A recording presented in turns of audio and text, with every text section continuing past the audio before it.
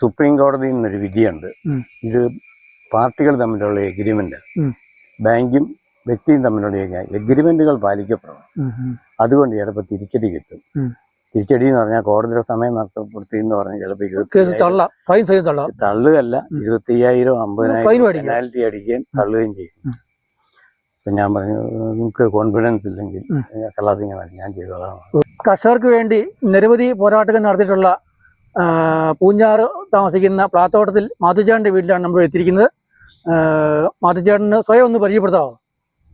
എൻ്റെ പേര് മാത്യു, ഔദ്യോഗിക നാമം. പേര് നാട്ടിൽ വിളിക്കുന്നത്, വീട്ടിൽ വിളിക്കുന്നത് അപ്പച്ചൻ.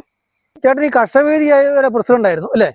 അപ്പൊ എനിക്ക് അങ്ങനെയാണ് ചേട്ടനായിട്ട്, എനിക്ക് കൂടുതലായിട്ട് ചേട്ടനായിട്ട് പരിചയപ്പെട്ടത് കർഷകവേദി പ്രസിഡന്റ് ശേഷമാണ്. 2007 വരെയുള്ള കാലം, 2005 ജൂൺ മുതൽ 2007 2 വർഷക്കാലം. ആ കാലത്ത് ചേട്ടൻ ചെയ്ത കർഷകർക്ക് വേണ്ടി ചെയ്ത കാര്യങ്ങളൊന്നും ചെറുതായിട്ട് ചുരുക്കി പറയാമോ? അത് അന്ന് പറഞ്ഞാൽ നമ്മുടെ ഈ 2000 ആസിയാൻ കരാർ നടപ്പാക്കി.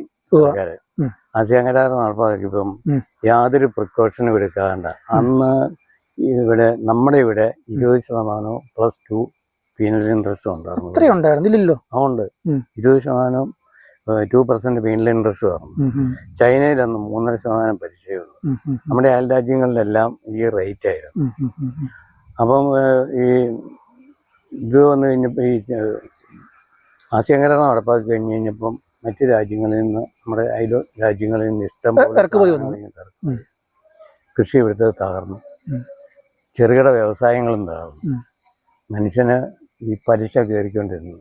ഇത് കൊടുക്കാൻ വഴിയില്ല, വിലയില്ലാണ്ട് ഇത് എന്ത് ചെയ്യാൻ പറ്റും? ഒന്നും ചെയ്യാൻ പറ്റും. ആ സാഹചര്യത്തിൽ ഏതാണ്ട് 2005 ആയപ്പോഴത്തേക്ക് 1.5 ലക്ഷം ആൾക്കാരിലധികം ആത്മഹത്യ ചെയ്തു. സർക്കാർ ഇതേപ്പറ്റി ഒന്നും അറിയാത്ത നിലയിൽ. കാരണം ബാങ്കുകൾക്ക് ഈ പറഞ്ഞ ലാഭം 22 വെച്ച് അങ്ങ് കിട്ടുകയല്ലേ. ആള് മരിക്കുന്ന അവർക്ക് ഉത്തരവാദിത്വമൊന്നുമില്ല. ആ സാഹചര്യത്തിൽ എനിക്കും വലിയ വേദന തോന്നിയിട്ടുണ്ട്. കാരണം ഒരു കുടുംബം മൊത്തം ആത്മഹത്യ ചെയ്യാന്ന് പറഞ്ഞു കഴിഞ്ഞാൽ നമുക്ക് മനസ്സിലാവില്ല മാനസികാവസ്ഥ. നമ്മുടെ സഹോദരന്മാരാണ് കർഷകരെന്നല്ല, മനുഷ്യരാരാണെങ്കിലും എപ്പോഴും ഒരു വിഷമമുള്ള കാര്യമാണ്. മനസ്സിനെ ശരിയായിട്ടും അത് വേദനിപ്പിക്കും. അപ്പൊ ഈ വേദനയിൽ നിന്ന് എന്ത് ചെയ്യാൻ പറ്റും നമുക്ക്? ഇങ്ങനെ ആലോചിച്ച് കഴിഞ്ഞപ്പോഴും ഒരു കേസ് കൊടുക്കുക എന്ന് ഉദ്ദേശിച്ച് ഗവൺമെന്റിനെതിരെ ആസിയാൻ കരാർ നടപ്പാക്കിയപ്പം ഗവൺമെന്റ് ആസിയാൻ രാജ്യങ്ങളിലെ റേറ്റ് 3.5% അതിലേക്ക് താക്കേണ്ടതാണ്. മുൻപേർ തന്നെ താക്കാതെ ചെയ്തത് തെറ്റാണ്. ഗവൺമെന്റിന് വലിയൊരു സംഘം നമ്മുടെ നാട്ടുകാരായിട്ടുള്ളതും വിദേശികളായിട്ടുള്ളതും എക്കണോമിസ്റ്റുകളുണ്ട്, അഡ്വൈസ്. അവരാരും ഇത് കണ്ടില്ല. മനുഷ്യന്റെ ജീവനെ സംരക്ഷിക്കുന്നതാണ് ഗവൺമെന്റിന്റെ കടമ. അല്ലാതെ എന്താ ചെയ്ത കേസ് എന്ന് പറഞ്ഞാൽ ഞാൻ ആലോചിച്ച് കഴിഞ്ഞാൽ ആദ്യം ഒരു അഡ്വക്കേറ്റിനെ ഏൽപ്പിച്ചു. അഡ്വക്കേറ്റിനെ ഏൽപ്പിച്ചു കഴിഞ്ഞപ്പം പുള്ളി ഹൈക്കോടതിയിൽ PI ഫയൽ ചെയ്യാനായിട്ടാണ്.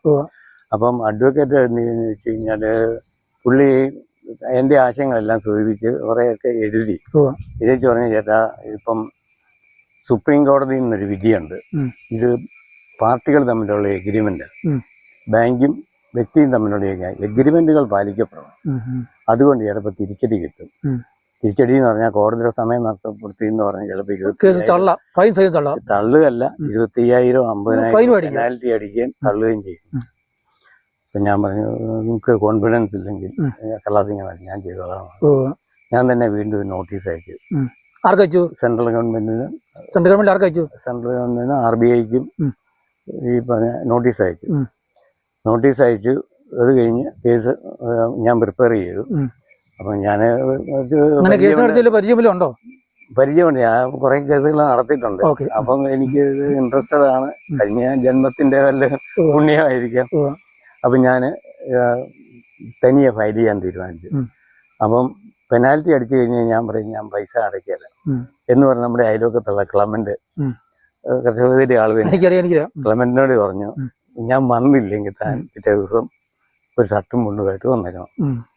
കോടതി അകത്തോട്ടാ വിട്ടെങ്കിൽ ഇറക്കാനല്ലേ, ഇറക്കിയാൽ കുഴപ്പമൊന്നുമില്ല, അവിടെ കിടക്കാനായിട്ട് തർക്കമൊന്നുമില്ല എന്നും പറഞ്ഞു ആണ് ഞാനിത് ഫയൽ ചെയ്ത് കോടതിയിലെത്തിയ കോടതിയിലെ ലാസ്റ്റ് ഡേ ആണ്.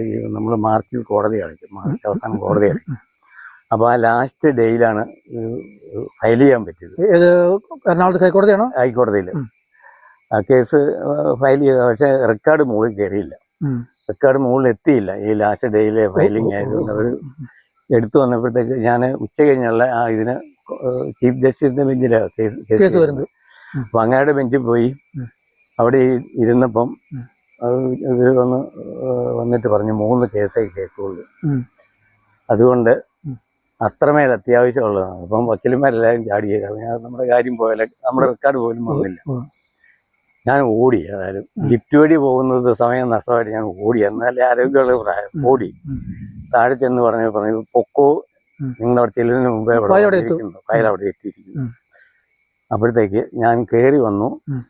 ഇങ്ങാര് നമ്മുടെ കോർട്ടിന്റെ ആളും ഫയലുമായിട്ട് കയറി വരുന്നത് കണ്ടു. ഇത് കണ്ടപ്പം അപ്പോഴത്തേക്ക് ജഡ്ജിമാര് കേസും തീർത്തേക്കിട്ട് നമുക്ക് അടുത്ത ദിവസം കാണാമെന്ന് പറഞ്ഞു പിരിയാന്ന് നമസ്തേ പറയുമ്പോഴാണ് ഈ ഫയൽ കാണുന്നത്. അപ്പോൾ അതിനകത്ത് ബെഞ്ചമിൻ കോശി എന്ന് പറഞ്ഞ ഒരു ജഡ്ജ് മലയാളിയാണ്, മറ്റേ അങ്ങനെ വടക്കേ ഇന്ത്യക്കാണ്. പുള്ളിക്ക് പോകാൻ ധൃതിയുണ്ടെന്ന് പറഞ്ഞാണ് പ്ലെയിൻ ടിക്കറ്റ് എടുത്തിട്ടുണ്ട്. അപ്പോൾ പോകണമെന്ന് പറഞ്ഞാണ് പുള്ളി ഈ 3 കേസേ കേൾക്കുള്ളെന്ന് പറഞ്ഞു. ഏതായാലും ഇത് കണ്ട് ബെഞ്ചമിൻ കോശി റെക്കോർഡ് വാങ്ങിച്ചു. റെക്കോർഡ് വാങ്ങിച്ചിട്ട് പുള്ളി നോക്കിയിട്ട് കർഷകർക്ക് എന്നാ പറയാനുണ്ട് എന്ന് പുള്ളി മലയാളത്തിലായി ചോദിക്കും. ഞാൻ പറഞ്ഞു, ആളുകൾ മരിക്കുന്നവരെ നോക്കാൻ ആരുമില്ല, ഗവൺമെന്റിന്റെ പ്രൈമറി കടമയെന്ന് പറഞ്ഞാൽ പലരുടെ ജീവൻ രക്ഷിക്കുക. ഇത് പറഞ്ഞു കഴിഞ്ഞപ്പോൾ അങ്ങാര് പറഞ്ഞു ആലപ്പുഴന്ന് പറഞ്ഞു. അപ്പം ചീഫ് ജസ്റ്റിസ് അവിടെ നിന്ന് തിരിച്ചോണ്ട് പറഞ്ഞു, ഞാനല്ല കേട്ടോ, ബെഞ്ചമിൻ കോശി അതൊന്നും ഓർമ്മ വേണം എന്നും പറഞ്ഞ് സന്തോഷമായിട്ട് ഞങ്ങൾ പിരിഞ്ഞു. അത് കഴിഞ്ഞ് കേസ് കോടതി വന്നു. ഈ അവസരത്തിൽ കേസ് വന്നു കഴിഞ്ഞപ്പോഴത്തേക്ക് സംഗതി ഇത് തല്ലി കിട്ടുമെന്നുള്ളത് അറിയാം. കാരണം നമ്മുടെ പോയിന്റ് ശരിയാണ്, ജീവൻ രക്ഷിക്കാനുള്ള ഗവൺമെന്റിന് കടമ. ആ ഉത്തരവാദിത്തത്തിൽ നിന്ന് ഗവൺമെന്റ് യാതൊരു ഉത്തരവാദിത്വം ഇല്ലാണ്ട് ഒഴിഞ്ഞു മാറി. അതാണ് നമ്മുടെ കേസ്. അപ്പൊ തല്ലി കിട്ടുമെന്നുള്ളത് ഏതാണ്ട് അറിയാണ്ട് ബാങ്കുകൾ തന്നെയാണ് കൊണ്ട് സുപ്രീം കോടതി കൊണ്ട് ഒരു കേസ് കൊടുത്തിട്ട് ഇതിങ്ങനെ എനിക്ക് നമ്മൾ സുപ്രീം കോടതി പോവുകയാണെന്നൊരു വിശ്വാസത്തിലാണ് ഇത് കേസ് കൊടുക്കുന്നത്. അത് ബാങ്കിൽ തന്നെ ഡ്യൂപ്ലിക്കേറ്റ് പേരിൽ ഒരു മനുഷ്യാവകാശ പ്രവർത്തകൻ എന്നും പറഞ്ഞ ഒരാളുടെ പേര് വെച്ചാണ് ഇവർ കൊടുത്തിരിക്കുന്നത്. ബാങ്കുകളാണ് അതിന്റെ ബാക്കിങ്. അല്ല, അതായത് നമ്മൾ ഈ കേസ് നടക്കുമ്പോഴാണോ നമ്മൾ കേസ് നടക്കുന്ന ആ സമയത്ത് അവർ സുപ്രീം കോടതി പോയി ബാങ്കുകൾ പേര് വെച്ച് അവരുടെ പേര് വെച്ചല്ല, ഡ്യൂപ്ലിക്കേറ്റ് പേര് വെച്ചാണ് ഇവർ സുപ്രീം കോടതി ചെല്ലുന്നത്. അപ്പോൾ ഈ കോടതിയിൽ കേസ് വന്നു കഴിഞ്ഞപ്പം അവർ പറഞ്ഞു, അഡ്വക്കേറ്റ് പറഞ്ഞു ഇങ്ങനെ ഒരു കേസ് സുപ്രീം കോടതിയിലുണ്ട്. അപ്പം പിന്നെ കീഴ്ക്കോടതി ഹൈക്കോടതി കേൾക്കാൻ പറ്റത്തില്ല.